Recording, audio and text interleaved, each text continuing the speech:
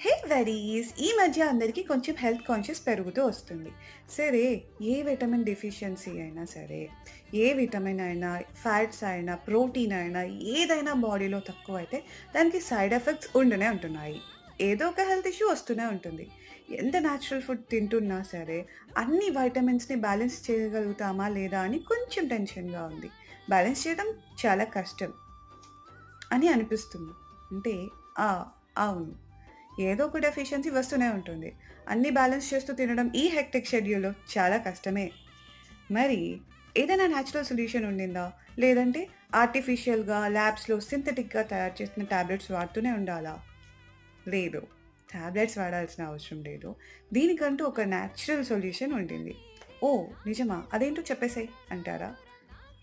చెప్పాలంటే ఈ వీడియో సరిపోదు.